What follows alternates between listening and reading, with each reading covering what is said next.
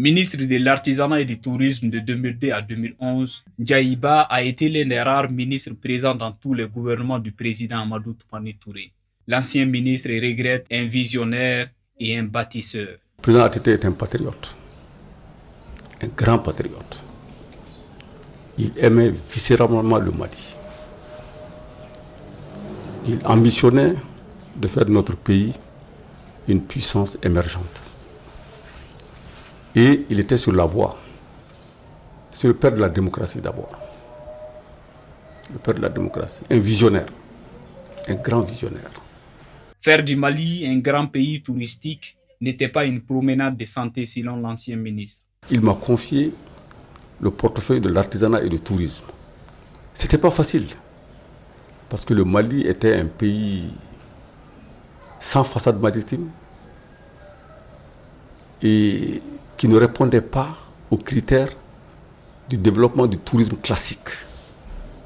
Mais nous étions un pays extrêmement riche culturellement, extrêmement riche.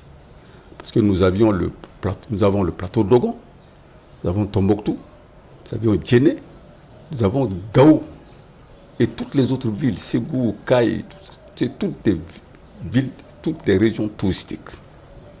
Donc c'est ce créneau que nous avons exploité. Pour relever ces défis, ATT mettra le ministère de l'Artisanat et du Tourisme sur la liste de ses priorités. Et je vous dis, le premier gouvernement, pour vous dire la considération que le président ATT accordait au secteur de l'artisanat et du tourisme, dans la préséance gouvernementale, moi j'étais le 16e.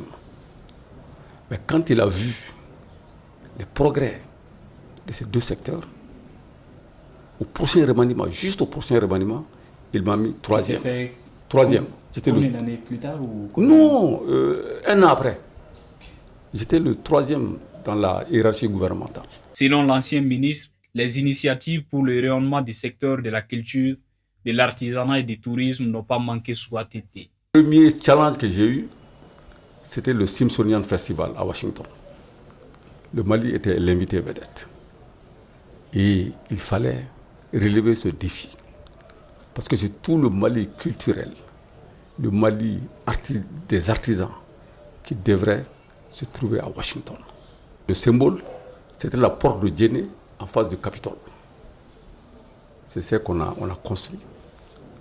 Donc pour marquer l'importance, le président ATT s'est déplacé en personne. Ensuite, pour développer le tourisme, il fallait une appropriation collective de tous les Maliens. Parce que le tourisme demande des investissements, surtout en infrastructure hôtelière. Donc il fallait faire un événement qui frappe l'imagination collective.